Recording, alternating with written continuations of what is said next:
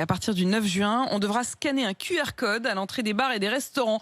C'est le système du cahier de rappel numérique. Comment ça marche? Alors, le cahier de rappel, on se souvient comment ça marche. Ça avait été mis en service au printemps dernier, à l'été dernier, au premier confinement. On entrait dans un bar et on devait laisser ses coordonnées au cas où. Ça n'avait pas très bien fonctionné.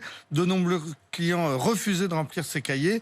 Et l'épidémie, à ce moment-là, était en train de reculer. Donc, on avait assez rapidement oublié le dispositif. Cette fois, donc, on réessaye, mais de façon numérique. Donc, dans 15 jours, à l'entrée des bars, des restaurants, des salles des sports et sans doute des casinos, il faudra scanner un QR code dans l'application Tous Anti-Covid. Si dans les jours qui suivent, il apparaît que vous avez croisé une personne positive, alors vous recevrez une alerte orange pour vous inciter à vous faire tester et à limiter vos contacts. Si 3 personnes positives ont fréquenté le même établissement que vous, alors vous recevrez une alerte rouge pour vous demander de vous isoler. Est-ce que c'est un système obligatoire? Alors, c'est obligatoire pour les restaurateurs ou les gérants de salles de sport qui devront obligatoirement exposer ce QR code à l'entrée de leur établissement sous peine d'amende ou de fermeture. Quant aux clients, ils pourront refuser ce cahier numérique, mais ils devront alors remplir le cahier classique à la main, comme l'été dernier, sous peine d'être refusés dans le bar ou le restaurant. Le gouvernement va signer les décrets dans les 15 jours qui viennent. On nous promet un anonymat total,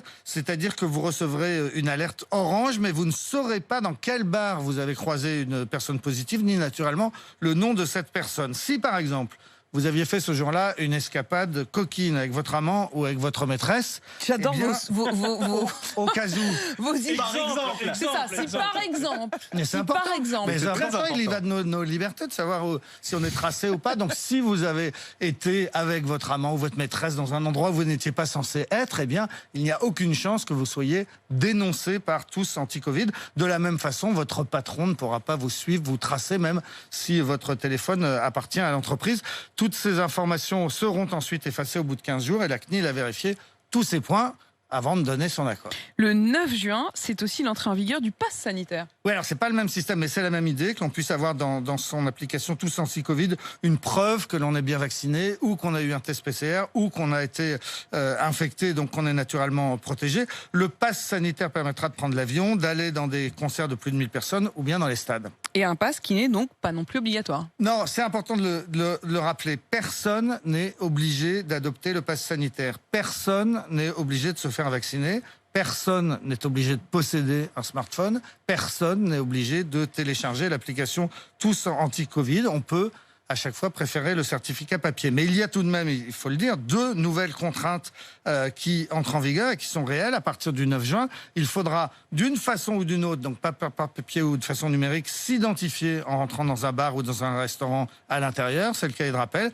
Et puis il faudra avoir fait un vaccin ou un test pour assister à un grand concert ou à un match. Ça, c'est le pass sanitaire. Il y a donc bien des nouvelles contraintes. Et certains, malgré tout, trouvent ces mesures liberticides. Oui, alors c'est pas absurde ni illégitime de se poser des questions. Les députés, par exemple, ont d'abord refusé de voter le pass sanitaire avant d'obtenir plus de garanties sur son caractère provisoire. Olivier Faure, autre exemple, le patron du PS, s'interrogeait hier sur cette société où on est toujours plus tracé et où l'on collecte toujours plus de données.